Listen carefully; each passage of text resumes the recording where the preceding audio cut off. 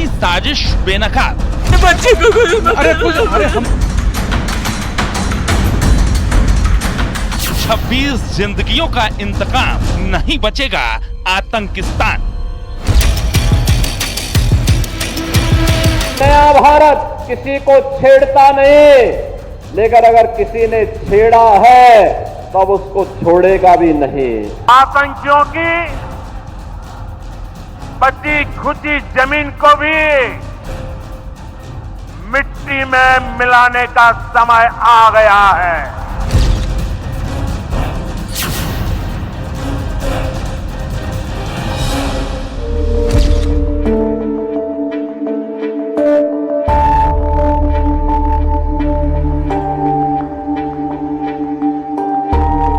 जम्मू कश्मीर का पहलगाम एक ऐसी जगह जिसे मिनी स्विट्जरलैंड कहा जाता है। हरे भरे मैदान, बर्फीली चोटियां और पर्यटकों की हंसी खुशी।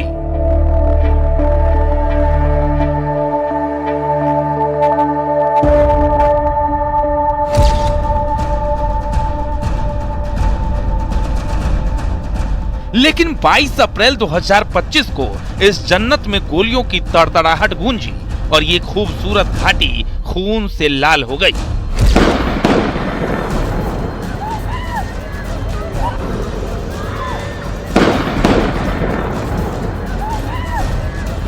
बाईस अप्रैल की दोपहर 2:30 बजे बैसरन घाटी में आतंकवादियों ने अंधाधुंध गोलीबारी शुरू कर दी। निहत्थे पर्यटकों को निशाना बनाया गया। 26 मासूम जिंदगियां छीन ली गईं, जिनमें बच्चे, महिलाएं और विदेशी सैलानी भी शामिल थे। 20 से ज्यादा लोग घायल हुए। अपने आप बोले ना मुझे थी, क्या बोलते भेलपुरी खाड़ी से मेरा पति साइड में था, एक इंसान है, उसने उसको गोली मार दी। यहाँ पे उसने बोला कि ये शायद मुस्लिम नहीं है, उसने उसको गोली मार दी। नहीं आप टेंशन मत लो। अब बेटा आप यहाँ पे रहो, हम साथ में। मैडम ये जो भीड़ सब है प्रेसिडेंट, आप टेंशन मत लो। मेरे पति का बच्चा लो। हम बचा देगा, कोई बात नहीं। यह हमला 2019 के पुलवामा हमले के बाद कश्मीर घाटी का सबसे घातक हमला था। आतंकियों ने पहले पर्यटकों से नाम और धर्म पूछा, फिर बेरहमी से गोलियां बरसाई। लश्कर तैयबा के विंग द रेजिस्टेंट फ्रंट ने इस कायरतापूर्ण हमले की जिम्मेदारी ली।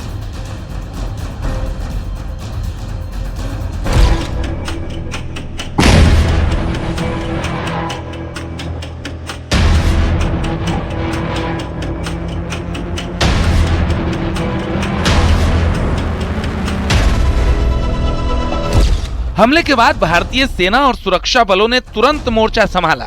बारामूला में 2 आतंकियों को ढेर किया और संदिग्ध आतंकी ठिकानों को नष्ट करने का सिलसिला शुरू हुआ। गृह मंत्री अमित शाह ने श्रीनगर में पीड़ित परिवारों से मुलाकात की और सख्त कार्रवाई का वादा किया। उधर प्रधानमंत्री मोदी ने भी साफ शब्दों में कहा कि धरती के आखिरी छोर तक आतंकियों को नहीं छोड़ेंगे। अब आतंक को मिट्टी में मिलाने का वक्त आ गया है। देश के दुश्मनों ने भारत की आत्मा पर हमला करने का दुस्साहस किया है। मैं बहुत स्पष्ट शब्दों में कहना चाहता हूं, जिन्होंने ये हमला किया है, उन आतंकियों को और इस हमले की साजिश रचने वालों को उनकी कल्पना से भी बड़ी सजा मिले। गुस्सा और दर्द। भारत ने हर तरफ से पाकिस्तान को घेरना शुरू कर दिया है और सीधे शब्दों में चेतावनी दे दी है कि आतंक और उनके आकाओं को छोड़ने वाले नहीं।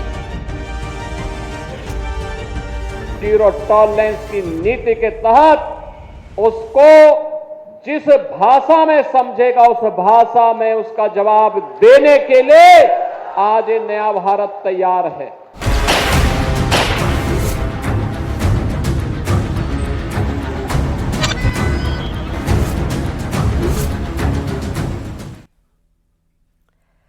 पहलगाम अटैक की वजह से न सिर्फ पूरे देश में गुस्से का उबाल बढ़ता जा रहा है, बल्कि भारत का हर नागरिक इंतकाम की मांग कर रहा है। भारत सरकार ने पाकिस्तान को चौतरफा घेरने की तैयारी की है। पहले सिंधु जल संधि ने पाकिस्तान में हड़कंप पैदा कर दिया, तो अब सैन्य कार्रवाई का डर पाकिस्तान को कांपने पर मजबूर कर रहा है।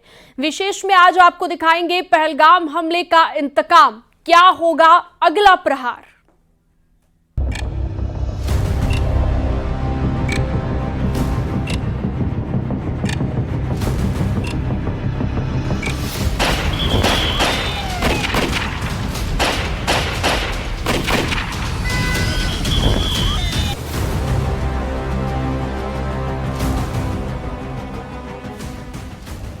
बाईस अप्रैल 2025 जम्मू कश्मीर के पहलगाम में आतंकियों ने मासूम पर्यटकों पर कहर बरपाया। 26 जिंदगियां छीनी, 20 से ज्यादा घायल। लश्कर-ए-तैयबा के विंग द रेजिस्टेंट फ्रंट ने इस कायराना हमले की जिम्मेदारी ली।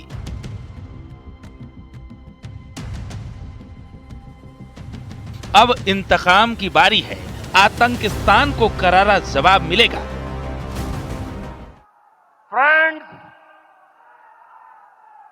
today from the soil of Bihar,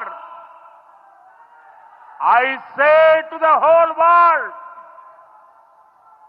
India will identify, track and punish every terrorist and their backers.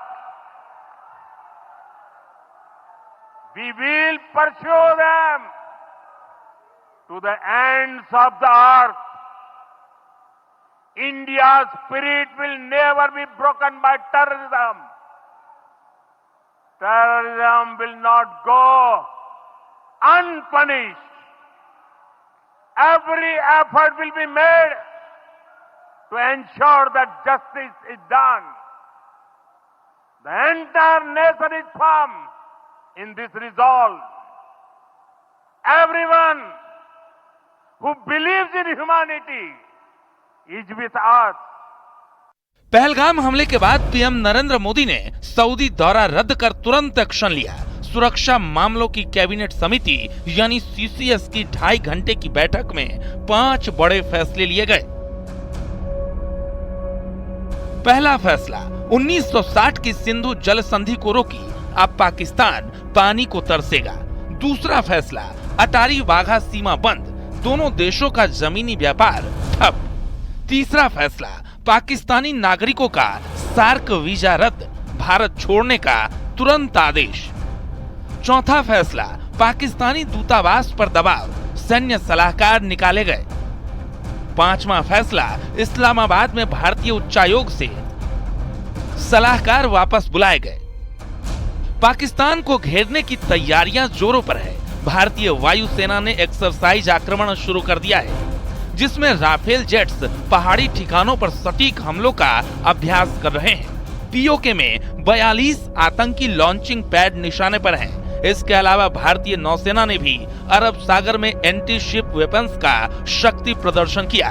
साफ है कि भारत पाकिस्तान के खिलाफ चौतरफा एक्शन की तैयारी कर रहा है। मैं इस मंच से देशवासियों को आश्वस्त करता हूं, घटना के मद्देनजर भारत सरकार वो हर कदम उठाएगी जो जरूरी और उपयुक्त होगा। और हम सिर्फ उन लोगों तक नहीं पहुंचेंगे जिन्होंने इस घटना को अंजाम दिया है, हम उन तक भी पहुंचेंगे जिन्होंने पर्दे के पीछे बैठकर हिंदुस्तान की सरजमी पर ऐसी नापाक हरकतों की साजिशें रची हैं। इतना ही नहीं, भारत ने वैश्विक मंच पर भी पाकिस्तान को बेनकाब किया। 20 देशों, जिनमें अमेरिका, ब्रिटेन और रूस शामिल हैं, इन सबको हमले की जानकारी दी। दुनिया से पाकिस्तान को अलग थलग करने की मुहिम शुरू कर दी गई है। ट्रंप से लेकर पुतिन और चीन तक पाकिस्तान पर सवाल खड़े करते दिख रहे हैं और पीएम मोदी की आतंक के खिलाफ मुहिम का समर्थन साफ दिख रहा है। पहलगाम का बदला लेने का वक्त आ गया है। भारत की सेनाएं तैयार हैं, आतंक के खात्मे के इरादे अटल हैं, बस इंतजार है सही वक्त पर सही प्रहार का। Bureau report, news 18।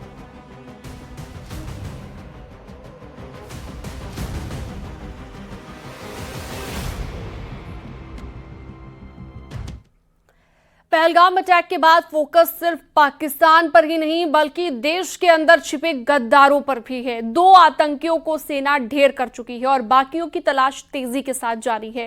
अब तक आतंकियों से जुड़े 9 घरों को सेना मिट्टी में मिला चुकी है। वहीं अरब सागर में नौसेना की शक्ति प्रदर्शन तो जैसलमेर बॉर्डर पर भारतीय सेना के टैंक गरजते हुए दिखे।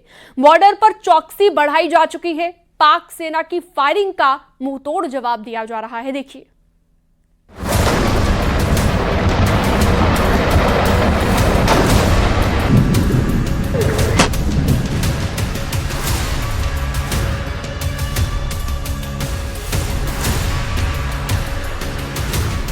जिन्होंने ये हमला किया है, उन आतंकियों को और इस हमले की साजिश रचने वालों को उनकी कल्पना से भी बड़ी सजा मिलेगी।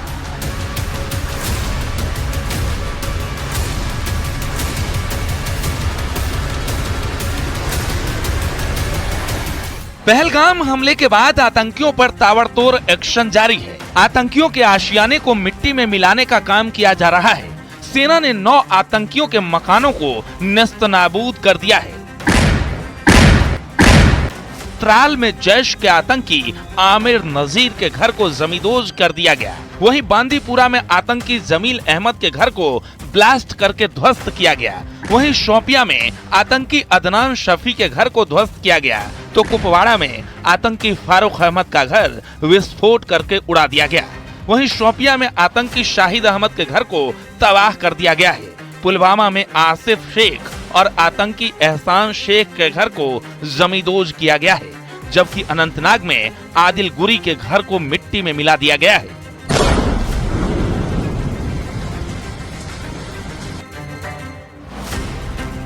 एनआईए ने पहलगाम आतंकी हमले की जांच अपने हाथों में ले ली है। गृह मंत्रालय के आदेश के बाद एनआईए एक्शन में आ गई है। एनआईए की टीम पहले से ही पहलगाम पहुंची। एनआईए की टीम ने सबूतों की तलाश तेज कर दी है।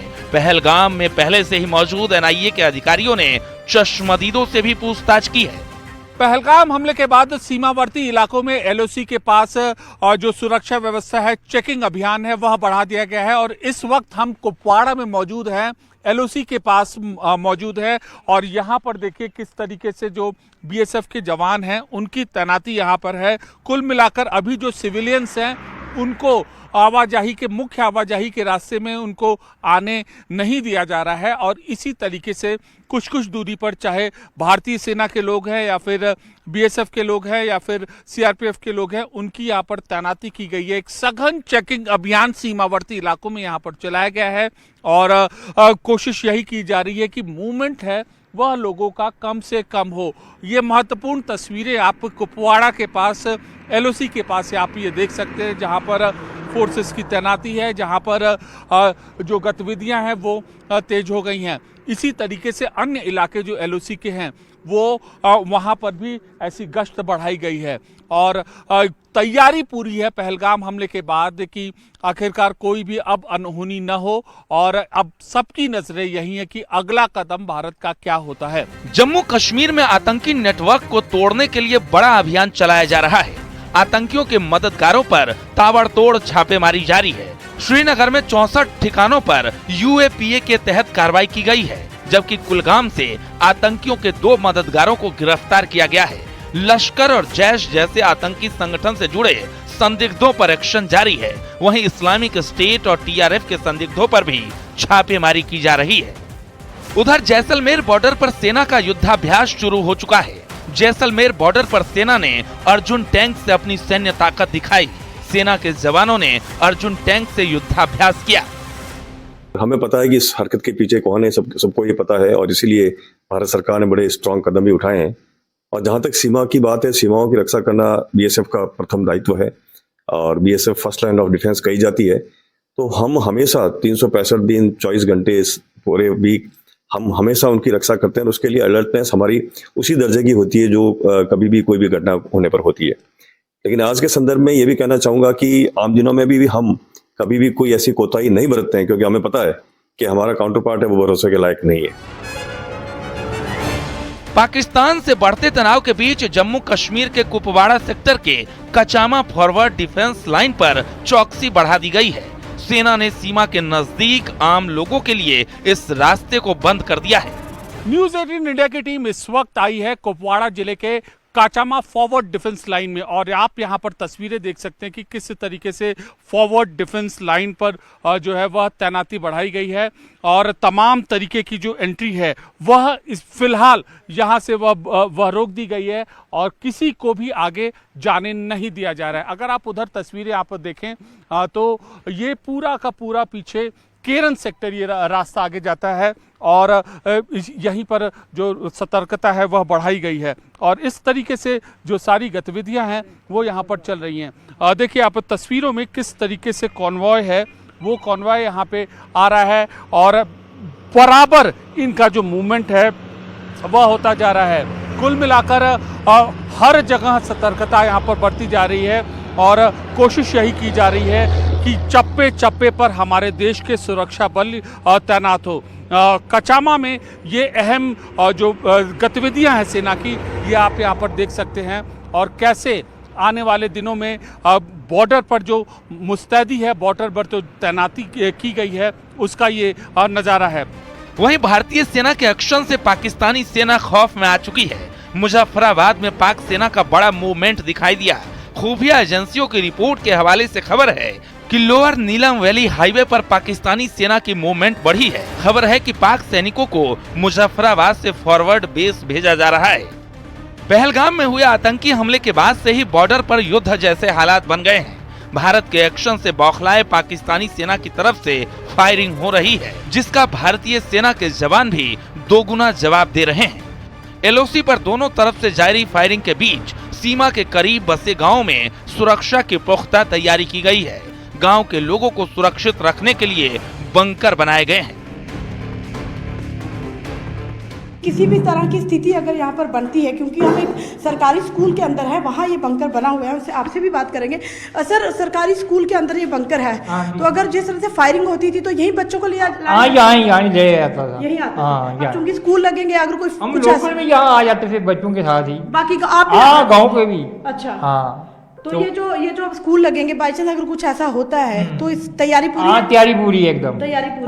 पूरी। किसी बात का डर? कोई डर नहीं है, कोई डर नहीं, डर नहीं। आप भी यहाँ पे रहते हो, स्कूल भी है आपका यहाँ पे, तो ये बच्चे जब उस स्थिति में यहाँ पर लाए जाते हैं तो क्या उस समय किस तरह की सिचुएशन होती थी जब फायरिंग होती थी? जब यहाँ पर फायरिंग होती थी तो सबका डर का माहौल हो जाता था इधर, और सभी आगे पीछे भागते थे और इधर बंकर में आ जाते थे। बंकर में स्थानीय लोग भी और आप भी सभी आ जाते थे? सभी आ जाते थे, हम सभी आ जाते थे। तो देखिए, ये पहले के सरकार की तरफ से बंकर बनाए गए हैं। हम फिर से बाहर निकलते हैं, आपको फिर से स्कूल का नज़ारा हम ज़रूर दिखाने की कोशिश करेंगे कि हम लोग सरकारी स्कूल के बिल्कुल अंदर हैं और अंदर जो बंकर बने हुए 3 से 4 कमरे के बंकर बने हैं, बाथरूम बने हैं, हर तरह की सुविधा जो है वो यहाँ पर देखी गई है। और ये वो स्कूल है सरकारी जहाँ पर अगर ज़रूरत पड़ी, अगर किसी तरह का तनाव यहाँ पर हुआ तो लोग किस तरीके से यहाँ पर रहेंगे, खुद को सेफ करेंगे, इस बात की तैयारी नौशहरा LOC के लोगों ने पूरी तरह से कर ली है। वीडियो जर्नलिस्ट विकास के साथ कोमल सिंह, न्यूज़ 18 नौशहरा LOC। को में वार पलटवार भी खुलकर हुआ। विपक्ष ने सवाल उठाए तो कई विवादित बयान भी सामने आए। पहलगाम पर इंतकाम की मांग के बीच सियासत भी दिखाई दी। ये रिपोर्ट देखिए।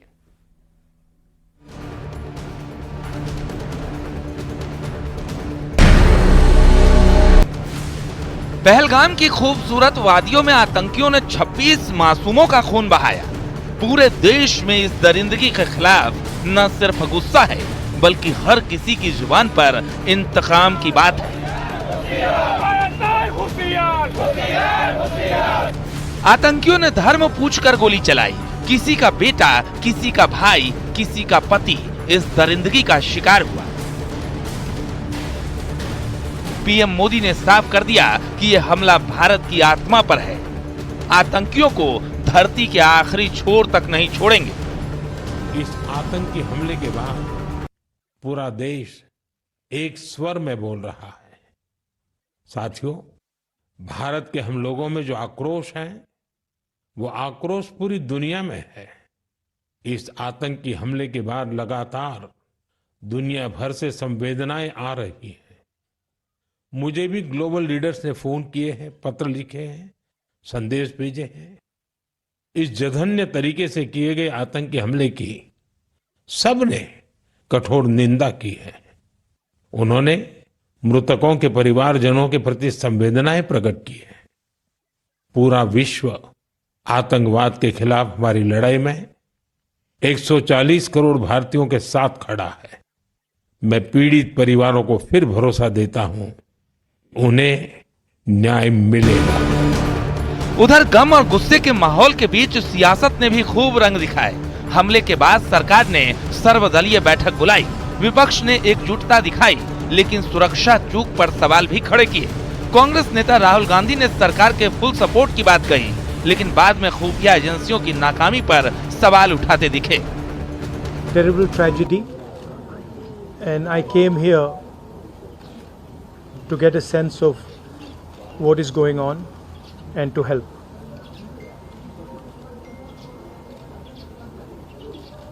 The entire people of Jammu and Kashmir have condemned this terrible action,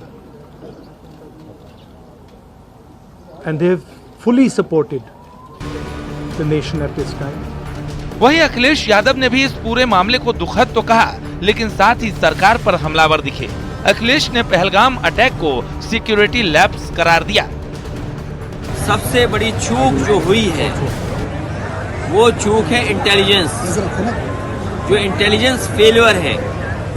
और जितने भी परिवार के वहाँ सदस्य हमसे मिले हैं या जिनके बारे में हम लोगों ने टीवी, अखबार और यूट्यूब के बारे में सुना है, और जो लोग जानकारी दे रहे हैं, जिनसे बातचीत हुई है, वो यही बता रहे हैं न केवल इंटेलिजेंस फेलियर हुआ है, बल्कि समय होते हुए जो कार्रवाई होनी चाहिए थी, जो सैनिक, फौज या मेडिकल मदद होनी चाहिए थी, वो भी नहीं दे पाए हैं। तो इतनी बड़ी चूक कैसे हो रही थी? उधर समाजवादी पार्टी के नेता राम गोपाल यादव ने एक कदम आगे बढ़कर पहलगाम हमले पर विवादित बयान ही दे दिया। राम गोपाल यादव ने कहा कि हिंदू हिंदू को ही मार रहा है। हिंदू रोज लोगों को मारते नहीं, हिंदू हिंदू को मार रहे हैं। मार रहे हैं कि नहीं मार रहे? अभी बनारस में लड़की के साथ जो रेप किया, गैंग रेप, तमाम लोगों ने, हिंदू लड़की थी और लड़के सब हिंदू थे, कौन सा मुसलमान था? ये बातें इतने बड़े संगठन के नेता को करनी नहीं चाहिए। इस वक्त देश को एक रखने की जरूरत है। जब दुश्मन सामने खड़ा हो तो हम ये बातें करेंगे। इन बयानों के बीच सीएम योगी आदित्यनाथ ने न सिर्फ करारा पलटवार किया, बल्कि समाजवादी पार्टी को औरंगजेब और जिन्ना का महिमा मंडन करने वाले लोग बताया कि आतंकवाद अब अपनी अंतिम श्वास ले रहा है। निर्दोष पर्यटकों पर हमला जाति और धर्म पूछ करके बहन बेटियों के सामने उनके सिंदूर को उजाड़ा जाए, यह कोई सभ्य समाज स्वीकार नहीं कर सकता। और खास तौर पर भारत के अंदर यह कतई स्वीकार्य नहीं है। तो वहीं केशव प्रसाद मौर्य ने भी समाजवादी पार्टी पर तीखा निशाना साधा। यह पूरे हिंदुस्तान के 140 करोड़ों की पीड़ा है और इस पीड़ा को दूर करने की शक्ति हमारी देश की सेना को प्रभु प्रदान करे और ऐसे अधर्मियों का, ऐसे आतंकियों का, ऐसे विचार रखने वालों का अंत करने की शक्ति हमारी देश की सेना को प्रदान करें, हमारे नेतृत्व को प्रदान करें। उधर संघ प्रमुख मोहन भागवत ने भी पाकिस्तान पर तीखा तंज कसते हुए कहा कि अत्याचार के खिलाफ कदम उठाना, अत्याचारियों को सबक सिखाना एक राजा का धर्म है। अभी हम कभी भी अपने पड़ोसियों की कोई अपमान, कोई हानि नहीं करते, लेकिन ऐसा हम रहते हैं तो भी अगर कोई उतर आए बुराई पर, तो वहां पर अब दूसरा इलाज क्या है? राजा का कर्तव्य है प्रजा की रक्षा करना, राजा अपना कर्तव्य करे। सियासत सिर्फ पहलगाम हमले और धर्म की पहचान तक ही सीमित नहीं रही। यूपी के कानपुर के रहने वाले शुभम पहलगाम हमले में मारे गए। सीएम योगी ने घर जाकर परिजनों को हिम्मत बंधाई और मुश्किल घड़ी में साथ दिया। साथ ही दोषियों को कड़ी से कड़ी और बड़ी सजा का संकल्प दोहराया। लेकिन वहीं बीजेपी ने अखिलेश यादव के कानपुर न जाने पर भी सियासी बहस छिड़ती दिखी।